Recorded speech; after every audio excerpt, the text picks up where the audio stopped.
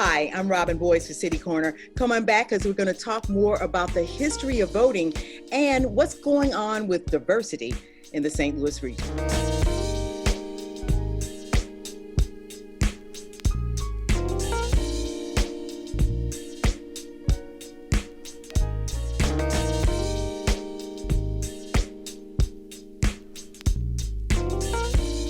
Hi, I'm Robin Boyce, and back with us with our Zoom call here in the studios. And I have on in the studios with me, or on the Zoom line with me, is Ms. Emma Clues, who is Vice President of Communications and Outreach for Great Rivers Greenway. How you doing today? I am doing well. Thank you so much for having us. I'm so glad that you could come on with us because we're talking about a really important event, voting, that's coming up pretty soon. And we're going to commemorate that with a really nice event that you guys usually have during May. It's called the Mary Meacham Celebration, the 18th annual celebration this year for the Freedom Crossing that's going to take place. This usually takes place over in North City. Where is that about? Is that at Grand on the river or whereabout? Yeah, you got it. It's right on the riverfront along the Mississippi Greenway. We're the Greenway folks, and it's about 3 miles north of the Arch. If you think about Hall Street, where Grand branches off there, the Prairie Street floodgate that gets you over to the riverfront. Got you. Great Rivers has been doing some great stuff. Let's talk a little bit about what you all have done. I love the green space you all have created throughout the city. I mean, it's fantastic. I see people using the walkways. It's just awesome. I mean, who came up with such an idea? This is wonderful. Well, thank you. And actually, the amazing thing about our organization is that the people came up with this. So this was a civic effort in the late 90s where there was extensive surveying and community engagement. And this is what people said they wanted. So it was on the ballot in the year 2000. So it's our 20th anniversary next month. And yeah, people voted to create a little bit of a sales tax to go towards creating this network of greenways that connects 3 counties. It's St. Louis City, St. Louis County, and St. Charles County. So it's 1,200 square miles that we're connecting together, and there are 128 miles of greenways and counting, so more every year. So some of these greenways, are they basically green, like green grass, or you've got walkways where people can bike and walk and things like that? Yep, they're almost always going to be a paved path where you can walk, run, ride a bike, get outside, but then we do a lot of native plants and rain gardens and things along the way to make them green, restoring those habitats along the way. But again, almost all fully accessible for everyone to use. And it gives everybody something to talk about as they're walking and just able to look at beauty and those kinds of things. I think it's great. It's refreshing, especially since COVID has hit us. I see a lot more people out walking, biking, doing their thing, and it's so healthy. Thank you. Yeah, we've seen the usage spike through COVID. Folks are really out there. This is their way to get exercise, to stay healthy. Awesome. It's good for your mental health. It's good to be, out with other people at a safe distance, or even getting your alone time if you want. And it's just a really nice way to explore the region also and see places that you maybe haven't seen before, learn about the nature in that area or the history and the culture, which is what we do with this event. This is really, and it's really cool. I really like it. I really like the one up the Des Peres River. That's really cool. Oh yeah, good. Pretty awesome. Well, thanks for using them. Yeah. Yes. No, thank you for really creating them and having them for us here in this community, because we need it. Getting to the Mary Meacham celebration. This is going to be absolutely fantastic. We're talking about the Freedom Crossing, and this is something that was created by a historian here in the St. Louis, Miss Angela De Silva, a good friend of mine from many, many years back, who always really was a person who pushed for learning more about Black history and really getting people to understand how important that kind of history is to this whole country. So tell us a little bit about the Freedom Crossing. Yeah, so like we said, this is the site that's a couple miles north of the Arch on the riverfront, and this is the first nationally recognized Underground Railroad site in Missouri, where Mary Meacham tried to help folks escape slavery across into Illinois, of course, which was a free state. And so there, is a great story, part of which our presentation will go over at the event, that tells the whole story of Mary Meacham and her husband and how they tried to, help educate folks and help folks escape. And then every year, this is the 18th year, so every year is exploring a different often little known part of Black history. Angela is our historian, and she's really the expert. You'll have to tune in to see her and all of her wonderful information. But yeah, that every year is a different theme throughout that history. So some of it deals with slavery, some of it is, what comes next, the Great Emancipation, how, what does Reconstruction look like? We talked one year about the Buffalo Soldiers and their bicycle adventures out west. Really? And so many different things originate here in St. Louis. So there's really a lot of ties. That is what we need here in the community. And this year you're talking about voting, and the theme is, and you didn't want me to vote. And I usually just kind of move my neck with that. So it's like, you didn't want me. That is the right way to say that. Okay. So you didn't want me to vote. I think that's fantastic that you're bringing education to what happened with the Voting Rights Act and what happened from the beginning, from 150 years to 100 years to 55 years in the Voting Rights Act, and still nothing's happening with it. So tell us about the October 17th presentation that's going to take place, and you guys are going to loop this thing for about a month or so that people can learn more about the history of voting in this country. Tell us about it. That is exactly right. So we typically have, an event in person, and we certainly want to be safe with COVID. So we're doing this all online. So it's Saturday, October 17th. So that's next Saturday at 2 p.m. Or I'm sorry, 1 p.m. to 2 p.m. It's about 1 hour. Yes. And it will be fully virtual. So it will be a video that you can play on, YouTube, or you can check it out on Facebook. But you can go to marymeacham.org. That's MaryMeachum.org and check it out. We always try to strive for a mix of education and entertainment. So there will be some storytelling and hearing some of the facts from Angela herself. Then there are also some reenactments and skits from local actors that are putting on a scene sort of from everyday life in some of those periods that we're talking through. So there'll be a mix of different mediums.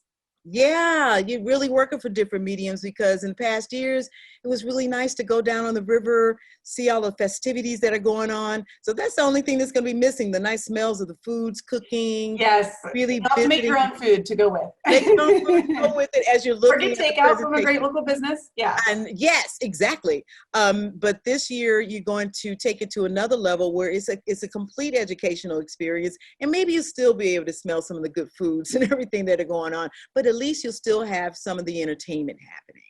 Yes, absolutely. And there's so many stories to tell with this theme. So, I mean, as you mentioned, 150 years ago was the first, giving Black men the right to vote. And then 100 years ago was suffrage and the women's right to vote. Yeah. And then the Voting Rights Act. But all of the stories in between there, where even if perhaps legally that franchise was granted, that doesn't mean there weren't riots and protests and violence and murders, to keep people from that right. And some of those same challenges are still existing, whether it be complicated infrastructure or intimidation or what have you. So really thinking about that history throughout time. I mean, it's the most basic American right, and yet it has not been guaranteed to everyone. And I don't think people really understand how important it is to get the vote out, and how important it is to help people understand that history, because we hear so much from apathetic folks who just say, well, my vote doesn't count, but it does.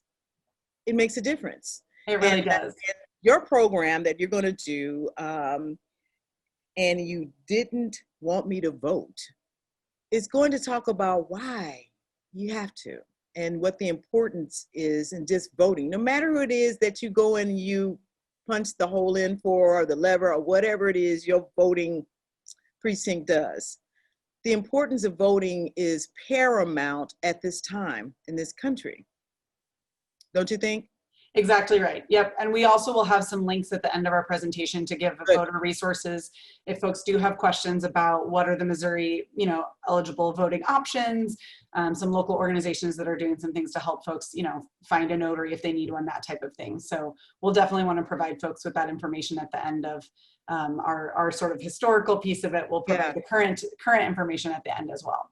What are you hoping people are going to draw from the historical information? What are you hoping people will feel and see from the historical information that's presented during this hour-long broadcast?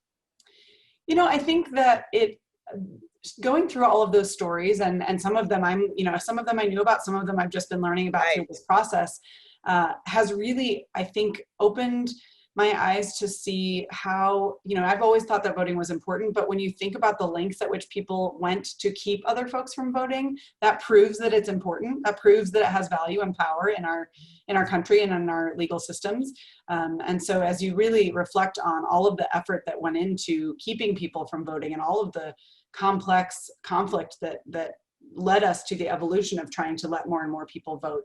I think that really just speaks to your point that it is really important for everyone to participate and to reflect on what it took to get to this point. And even though it should also be a basic right, it is also something that not everyone has always had, and there are still challenges today. After this program airs and people begin to get educated about the importance of voting, and say it's after November 3rd, what do you like to see happen in this community with reference to the stories that Mary Meacham, the project is talking about to people? What do you hope to see happen in this region with reference to people coming together? Yeah, we really see this event as an opportunity for people to get engaged and understand how their local systems work and what they can participate in and how they can learn and help sort of leverage those learnings from the past into future opportunities. So, if people are making sure that they're registering to vote and participating in their civic process, when we have a new Greenlee project, we have public meetings and surveys and things. We want that input from people. Yes. So, just as a Great Rivers Greenway option, but in general, I think that kind of participation and understanding the power that folks have just in their own individual communities and as one person's voice, how they can plug in. Emma, thank you so much for coming on and talking with me at City Corner. I really do appreciate you coming to talking about, and you didn't want me to vote. That's right. Okay. All right. Well, we want people to get out there and vote. Emma, thank you so much. Folks are going to tune into that, and we're going to learn more about the voting history. Thank you. Thank you very much. And we'll be right back.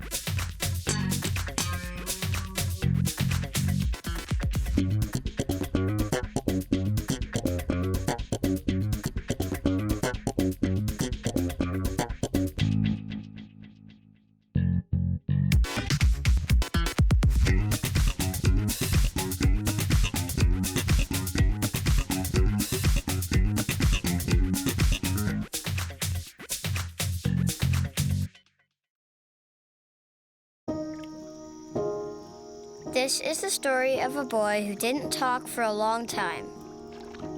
The boy liked things to always be the same. Any changes would scare and upset him. The unknown was an unfriendly place. The boy was very sensitive to lights and sounds.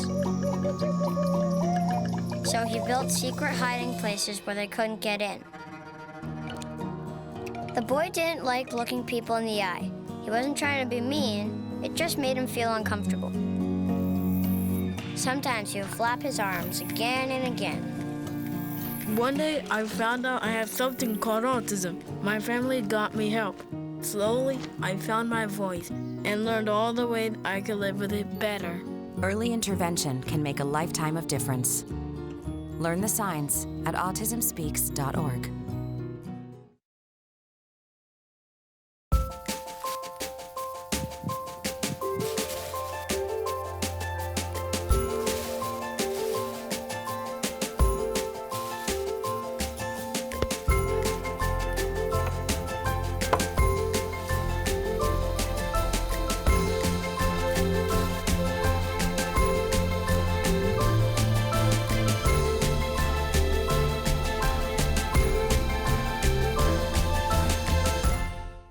Operation Wonder Park is a go! There's nothing more powerful than imagination. But don't just imagine. Use STEM to change the world. Who's with me? It's gonna hurt tomorrow. If she can STEM, so can you. Find out more at She Can STEM. Here's your check.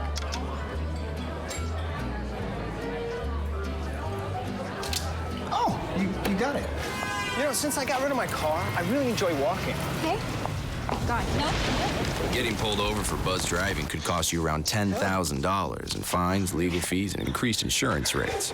Oh, you're home early. You live with your mom? That'll set your game back a few years. Buzzed, busted, and broke. Because buzz driving is drunk driving. Hi. You think you're probably sober? Yeah. But you're thinking about taking the back roads home, just in case. Why would you do that? Probably okay isn't okay. Call a cab, a car, or a friend. Good choice. Selfie. Nailed it.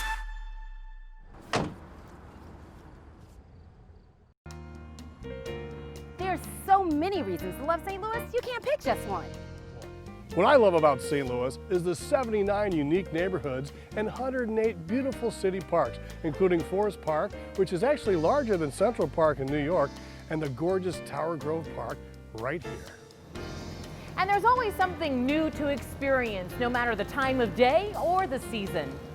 So come and experience St. Louis.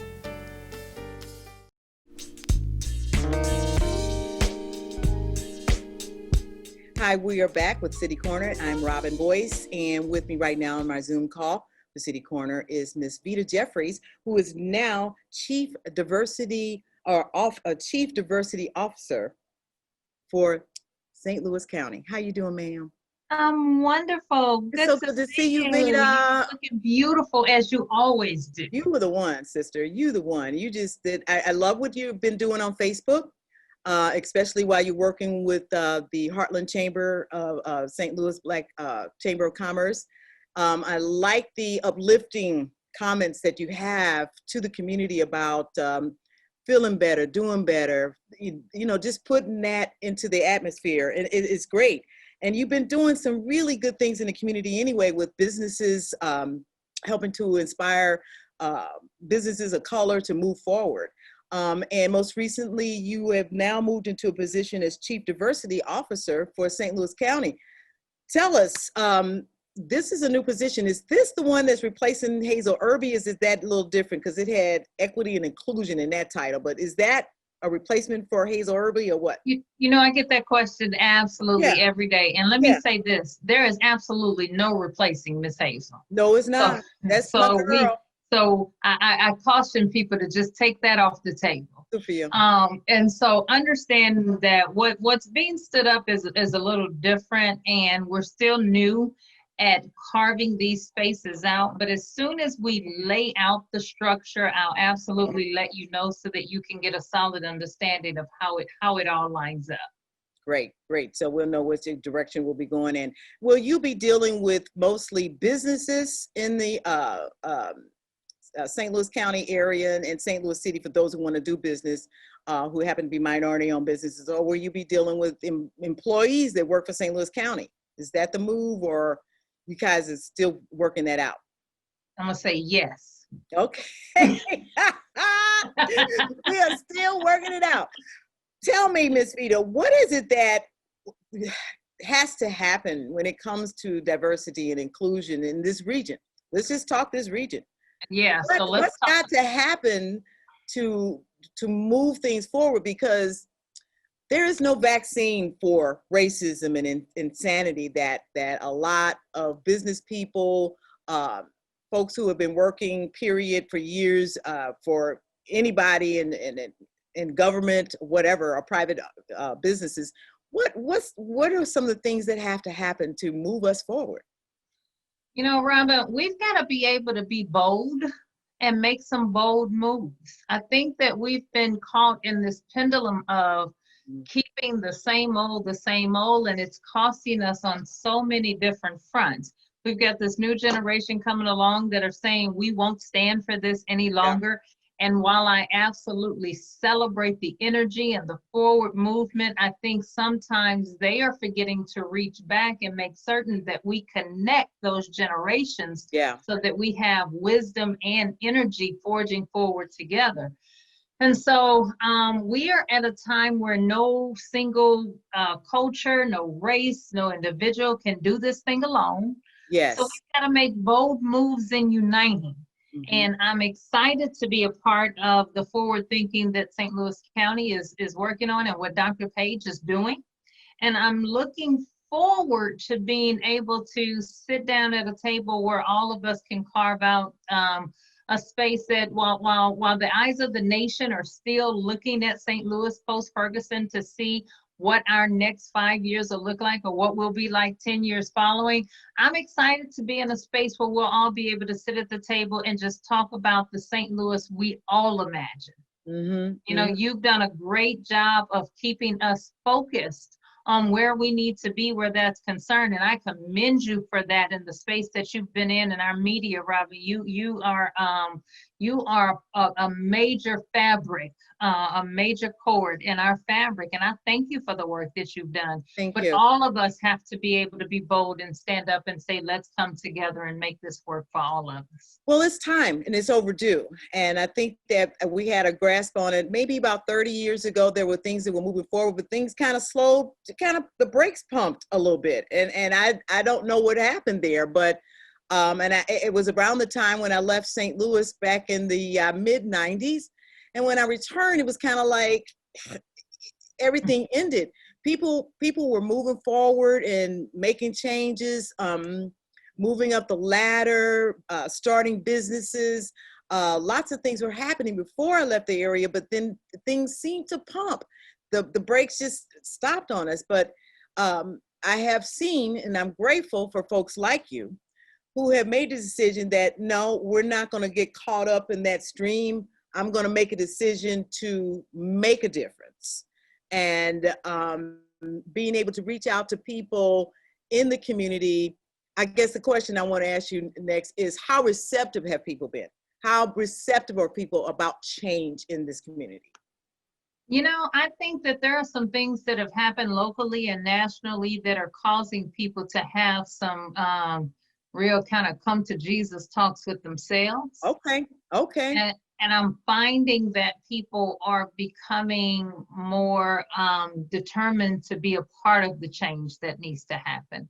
And so I'm excited. I think that we can be excited once we can come out of our homes again.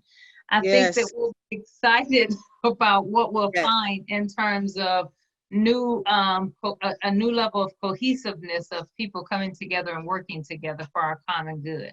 I really hope so. Now, you working as the founder of Heartland St. Louis Black Chamber of Commerce, has that been a part of that sea change that you see happening? Being able to communicate and talk with different people in the St. Louis area who own businesses, who are coming and asking for advice. What does the chamber do for folks in the community? And so I'm very honored to be in the space here. The Heartland St. Louis Black Chamber was founded actually, as you know, as a result of Ferguson. We actually incorporated in 2016. We have over 500 chamber member businesses that we're serving. Very good. And our focus is just to make certain that we organize the Black community in a way that we have a direct path for people to connect with the resources that are being made available to them. And so our serving the community comes across in a number of ways. If you haven't already, please take a moment and look at the website. Our website is where we get to showcase all the wonders of what Black economics look like. If there is a resource out here, we want to make certain that we have a direct link to that resource. If you're looking to serve Black St. Louis, our tagline is we want to be the first stop to all things Black business. Not that we want to do all things for Black business, but we just needed to unify.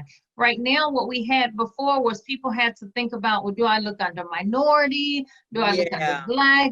They didn't know where to go find people. If they wanted to patronize Black businesses, they didn't know what many lists to go to. Now, they can come to a central location. They'll know, is this business 100% Black owned? Is it a woman owned? Are they veteran owned? They'll know what other affiliations they have. They get to know if these businesses are minority certified amongst all of our certifying entities. But more than anything, then the business gets to showcase, they get to post pictures of what their products and services are. We have a marketplace that will be live in the next couple of weeks. We also have a where they'll be able to actually sell their products. We also are excited, Robin, you would appreciate this. We have a barter and build section right now, especially with COVID-19 being what it is. Businesses are short on cash, but they're always, our businesses are huge on talent. We have, if nothing else, St. Louis has some talented Black and beautiful people that are wonderful at figuring out how to reinvent themselves and how to remake themselves. So what we have is a barter and build section so that they can trade products and services without having currency. So that means you don't have to shut down what you're doing. For example, you could volunteer to host somebody's event and maybe get your hair done or your nails done or buy some kind of beautiful product that all those beautiful things that you wear, and not have to ever exchange currency, because we want to make certain that nothing has to stop, that our businesses can keep on churning what they're doing without missing a beat. Now, that's the way it was done in the old days, right? I mean, that's how it was done. Was conducted like that, right? How it was done. You couldn't pay the doctor, you bought him a chicken or a pie, or, you know. So it's pretty much kind of sort of you taking it back to the old days and how things were done then. That website is hbcstl.com. Yes, ma'am. Okay, and people can go to hbcstl.com and get more information. You all have always presented, when you pitched the whole concept of a Black Chamber of Commerce, and we've had some in the past, but when you all launched this a few years back, that was what it was all about, that resource where, because we constantly hear all the time, well, we can't find any Black candidates, or we can't find a Black business, or we can't find, you know, so that they can qualify for whatever it is they are applying for. Absolutely. And they know they have to have minorities. You have a source now to go to. Absolutely. Absolutely. It's making a huge difference in the St. Louis community. Yeah, our heart's desire is to see our businesses have the back office support they need, be able to stand up and be bankable so that they can get cash sooner. Robin, we want to make sure that we eliminate all excuses of people who are saying that our Blacks are not contributing to the economy, because St. Louis needs our Black businesses to make it. And we want to make sure everybody understands that clearly. Clearly, they need to understand that. And they have a great place to go to find out more about those businesses. A great combination of what you're doing out there right now, St.